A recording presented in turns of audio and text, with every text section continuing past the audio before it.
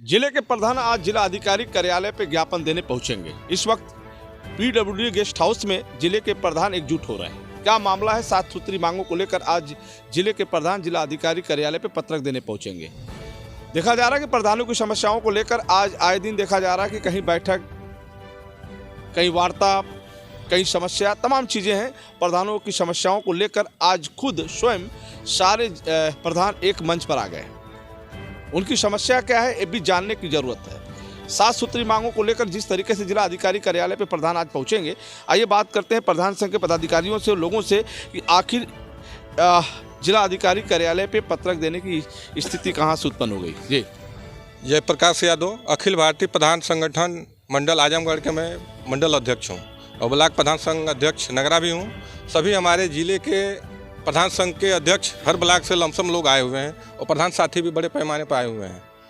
सबसे पहले उत्तर प्रदेश सरकार से और भारत सरकार के में प्रधानमंत्री माननीय नरेंद्र मोदी जी से मैं सबसे यह कहना चाहता हूँ कि पंचायती राज व्यवस्था 73वां संविधान संशोधन में संविधान की 11वीं सूची में जो पूरे पंचायती राज व्यवस्था में जो संविधान में अधिकार हमको मिला है, उसमें हम लोगों को 29 विभाग मिला हुआ है।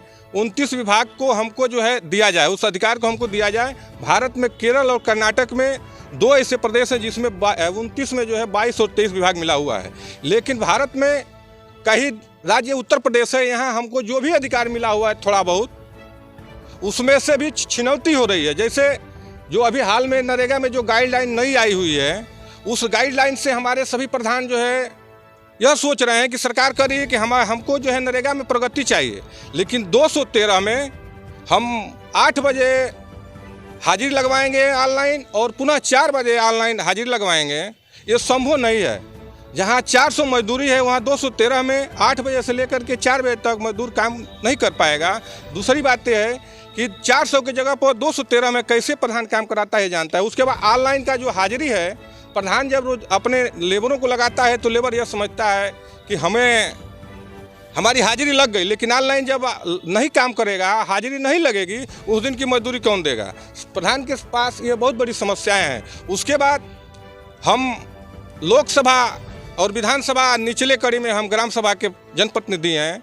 गांव में जो भी काम दिखाई देता है प्रधान द्वारा कराया हुआ काम दिखाई देता है, नाली और नवदान। जनता हमको अपनी सुविधा के लिए चुनती है कि ये प्रधान होंगे तो हमारी नाली और नवदान की समस्या का समाधान करेंगे। लेकिन उत्तर प्रदेश की सरकार और भारत सरकार कह रही है कि पैसा प्रधान खर्च करेगा लेकिन गाइडलाइन हमारा होगा। हम स्वतंत्र इकाई हैं कि साल भर की कार्य योजना हम तैयार करेंगे और प्राथमिकता के हिसाब से गांव में प्रधान काम कराएगा। लेकिन सरकार कह रही कि नहीं। अभी एक नया जियो आया हुआ है, अभी मैं पढ़ रहा था रास्ते में कि 10% राज्य वित्त का प्रधान का पैसा जाएगा वीडियो और पशु चिकित्सा को उसको संचालित करेंगे, जो आवारा पशु घूम रहे हैं उनको खर्चे करने के लिए उनके ऊपर। ये सरासर लोकतंत्र में अन्याय है। और दूसरी महत्वपूर्ण बात कि लोकतंत्र में जनता द्वारा चुने हुए हम जनप्रतिनिधि ग्राम प्रधान हैं, हम अपना मानदेय अपने कलम से निकालते हैं डोंगल से। यह बहुत गलत है। लोकतंत्र में इससे बड़ा अपमान हम लोगों का नहीं हो सकता है कि हम अपना मानदेय अपने डोंगल से निकालें। ये ठीक नहीं है। यह सबसे पहले उत्तर प्रदेश सरकार यह संज्ञान में ले कि जिस तरह से सांसद और विधायक, एमएलए और एमपी का मानदेय वो अपने खाते में भेजती है सरकार, उसी तरह से हमको जो भी मानदेय देना चाहती है हम लोग खाते में भेजे। दूसरी बात कि केयर टेकर और ग्राम सभा में नियुक्त सहायक पंचायतों की जो नियुक्ति हुई है, सरकार इनका मानदेय अपने स्तर से दे। इसलिए दे कि मैं आपसे बताना चाहता हूं, लोकतंत्र के आप चौथे स्तंभ हैं। आप लोगों के माध्यम से मैं सरकार से, उत्तर प्रदेश और भारत सरकार से यह मांग करना चाहता हूं कि आप हम लोगों के समस्याओं को संज्ञान में लें और हम सांसद चुनते हैं, एमपी चुनते हैं। यहाँ तक आपके माध्यम से मैं उन जनप्रतिनिधियों को जगाना चाहता हूँ जो पंचायती व्यवस्था से, जो त्रिस्तरीय पंचायती व्यवस्था से चुन करके जो एमएलसी जाते हैं, जो उच्च सदन कहा जाता है, उनसे, और जो हमारे यहाँ स्नातक एमएलसी चुने जाते हैं वो भी उच्च सदन के मेंबर होते हैं, और शिक्षक एमएलसी जो चुने जाते हैं वो भी उच्च सदन के मेंबर होते हैं। आपके माध्यम से उन जनप्रतिनिधियों को जो सत्ता में हैं या जो सत्ता से बाहर हैं, उन सभी लोगों को हम लोग चेताना चाहते हैं कि आप लोगों को हम लोग भेजते हैं, लेकिन आप लोगों को जाने के बाद हम प्रधानों की समस्याओं को आप लोग भूल जाते हैं, उसका संज्ञान आप नहीं लेते हैं, जिसका हम तमाम प्रधानों को प्रताड़ित होना पड़ रहा है। हम लोगों की सुध लेने वाला कोई नहीं है। उत्तर प्रदेश की सरकार हो चाहे भारत सरकार हो, इनका निर्माण सांसद और विधायक का हम जनता द्वारा होता है, हम लोग चुनते हैं। और हम लोग जो छोटे जनप्रतिनिधि हैं गांव के विकास के लिए, वो हम लोगों के विकास पर उनका ध्यान नहीं है। अगर कोई आप चले जाएंगे लोकतंत्र के चौथे स्तंभ में किसी गांव में, जिले के किसी गांव में, और आप सर्वे करना शुरू करेंगे तो प्रधान का ही काम दिखाई देगा, अन्य किसी का काम नहीं दिखाई देगा।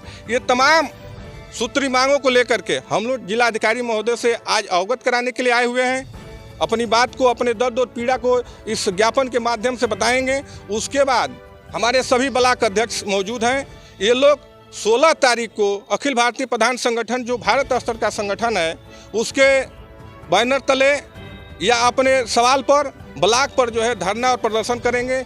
चम्मच और थाली लेकर के वो बजा करके सरकार को अवगत कराने का काम करेंगे, चेताने का काम करेंगे कि सरकार में बैठे हुए लोग जो आज आप सुख सुविधा पा रहे हैं, अगर आप एमएलए हो जाएंगे तो अलग आपको मानदेय मिलेगा। एक मिनट, इसके पहले ये समस्या थी जब आप नए प्रधान, इसके पहले वाले जो प्रधान थे, ये समस्या थी कि नई समस्या आई है? ये ऐसा है कि जो पीछे जितने हमारे प्रधान गण रहे हैं, बहुत लोग पीछे प्रधान साथी हमारे हैं जो पुराने प्रधान हैं, ये सारी समस्याओं से वो भुगते हुए आ रहे हैं। लेकिन आज जो है उससे ज़्यादा समस्या उत्पन्न यह हो गई है कि पहले ये नहीं था। पहले हम लोग सुनते थे कि विद्यालय का कायाकल्प, आपके जिला पंचायत से धन जाता था और विद्यालय के भवन का कायाकल्प होता था। लेकिन आज सरकार कर रही है कि विद्यालय का कायाकल्प, गाँव की नाली और नवदान की कोई प्राथमिकता नहीं है। आप जो है विद्यालय की बाउंड्री और कायाकल्प आप करेंगे। सबसे महत्वपूर्ण चीज़ मैं आपकी बात रखना चाहता हूँ, जो सबसे भ्रष्टाचार का जननी है, वह समस्या जननी यह है कि हम ईंट खरीदते हैं 16,000 रुपया, और हम सरकारी भुगतान कितने का करते हैं?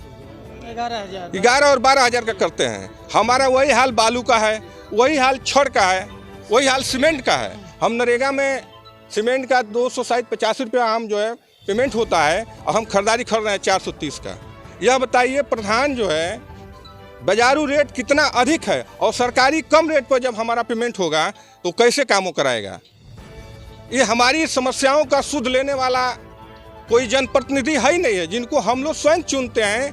हमारा उत्तर प्रदेश के विधान परिषद में जितने जनप्रतिनिधि हैं, एक भी अगर विधान परिषद में हमारी समस्या को आवाज़ को उठाए होते तो हम लोग बलिया की क्रांतिकारी धरती से मंगल पांडे, चित्तू पांडे और भृगु मुनि की तपोभूमि से उसको बधाई इस बात के लिए देते। लेकिन कोई ऐसा विधान परिषद का सदस्य नहीं मिला जो प्रधानों की समस्याओं को सदन में उठाएं। आपके माध्यम, चलिए ठीक, फिर हम आपसे जुड़ेंगे। आपको जैसा बताना चाहते हैं कि 7 सूत्री मांगों को लेकर आज जिले के प्रधान जिला अधिकारी कार्यालय पे पत्र रख देंगे। उनकी जो समस्या है आपने सुना, ये बार बार देखा जा रहा है कि प्रधानों की समस्याओं को लेकर जिला अधिकारी कार्यालय पे उन्हें आना पड़ रहा है। आखिर समस्या का समाधान कैसे हो, ये वक्त की बात है। फिर हम आपसे जुड़ेंगे, तब तक इतना ही जुड़े रहें। बलिया आजकल से मैं रोशन जायसवाल, नमस्कार।